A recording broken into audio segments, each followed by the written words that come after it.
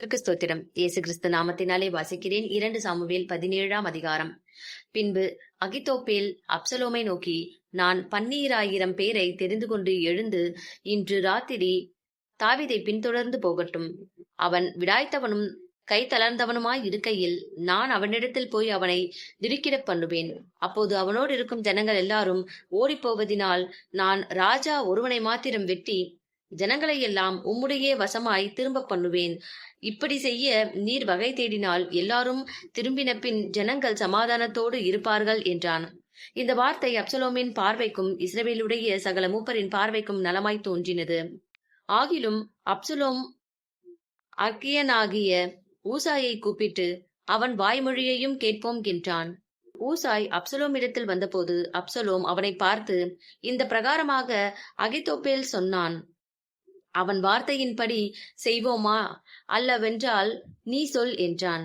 அப்பொழுது ஊசாய் அப்சலோமை நோக்கி, அகித்தோப்பேல் இந்த விசை சொன்ன ஆலோசனை நல்லதல்ல என்றான். மேலும் ஊசாய், உம்முடைய தகப்பனும் அவன் மனுஷரும் பலசாலிகள் என்றும் வெளியிலே குட்டிகளை பறிகொடுத்த கரடியைப் போல மனமெறிகிறவர்கள் என்றும் நீர் அறிவீர். உம்முடைய தகப்பன் யுத்த வீரனுமாய் இருக்கிறார். அவர் ராக்காலத்தில் ஜனங்களோட தங்க மாட்டார்.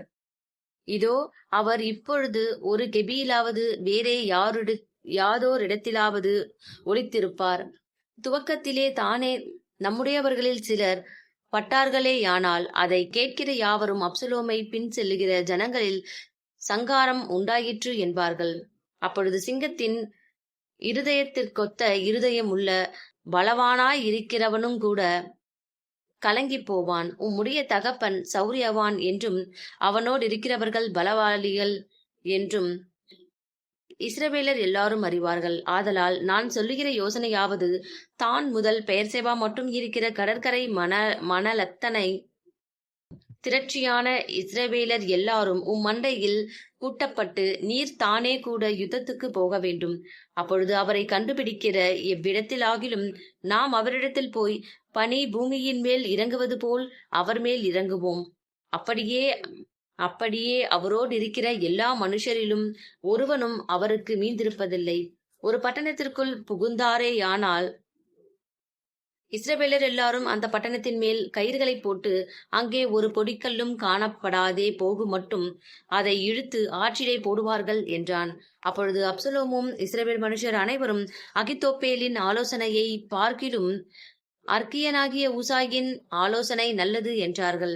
இப்படி கர்த்தர் அப்சலோமின் மேல் பொல்லாப்பை வரப்பண்ணும் பொருட்டு அகித்தோப்பேலின் நல்ல ஆலோசனையை அபத்தமாக்குகிறதற்கு கர்த்தர் கட்டளையிட்டார்.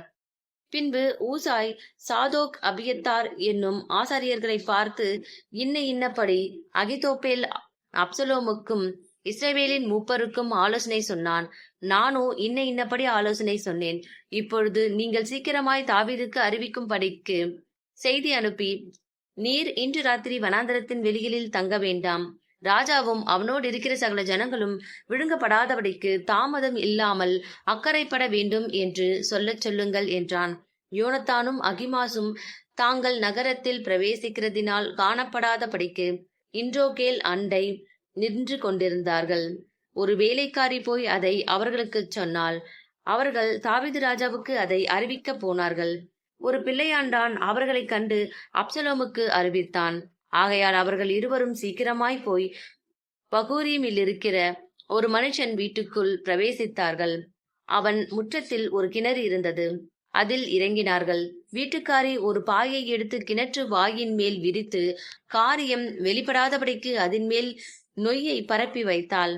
அப்சலோமின் சேவகர் அந்த ஸ்திரீயினிடத்தில் வீட்டுக்குள் வந்து, அகிமாசும் யோனத்தானும் எங்கே என்று கேட்டார்கள்.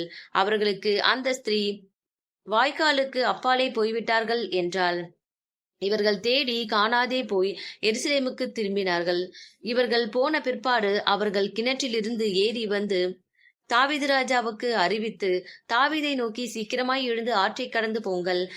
இன்னபடி அகித்தோப்பேல் உங்களுக்கு விரோதமாய் ஆலோசனை சொன்னான் என்றார்கள். அப்பொழுது தாவீதும் அவனோடிருந்த சகல ஜனங்களும் எழுந்து யோர்தானை கடந்து போனார்கள். பொழுது விடுகிறதற்குள்ளாக யோர்தானை கடவாதவன் ஒருவனும் இல்லை. அகித்தோப்பேல் தன் யோசனையின்படி நடக்கவில்லை என்று கண்டபோது தன் கழுதையின் மேல் சேணம் வைத்து ஏறி தன் ஊரில் இருக்கிற தன் வீட்டுக்கு போய் தன் வீட்டு காரியங்களை ஒழுங்குபடுத்தி நான்று கொண்டு செத்தான். அவன் தகப்பன் கல்லறையில் அவனை அடக்கம் பண்ணினார்கள். தாவீது மக்னாயிமுக்கு வந்தான். அப்சலோமும் சகல இஸ்ரவேலோடும் கூட யோர்தானை கடந்தான். அப்சலோம் யோவாபுக்கு பதிலாக அமாசாவை இராணுவ தலைவனாக்கினான்.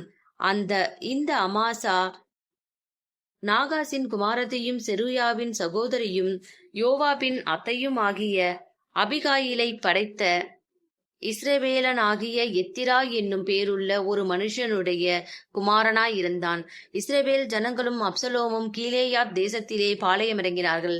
தாவீது மக்னாயீமில் சேர்ந்தபோது அம்மோன் புத்திரரின் தேசத்து ரப்பா பட்டணத்தானாகிய சோபி என்னும் நாகாசின் குமாரனும் லோதேபார் ஊரானான அம்மியேலின் குமாரன் மாகீரும் ரோகிமிலிம் ஊரானும் கீலேயாத்தியனுமாகிய பர்சிலாவும் மெத்தைகளையும் கலங்கங்களையும் மண் பாண்டங்களையும் கோதுமையையும் வார்கோதுமையையும் மாவையும் வறுத்த பயற்றையும் பெரும்பயற்றையும் சிறு பயற்றையும் வறுத்த சிறு பயற்றையும் தேனையும் வெண்ணெயையும் ஆடுகளையும் பால் கட்டிகளையும் தாவீதுக்கும் அவனோடிருந்த ஜனங்களுக்கும் சாப்பிடுகிறதற்கு கொண்டு வந்தார்கள். அந்த ஜனங்கள் வனாந்தரத்திலே பசியும் இளைப்பும் தவணமுமாய் இருப்பார்கள் என்று இப்படி செய்தார்கள். ஆமேன்.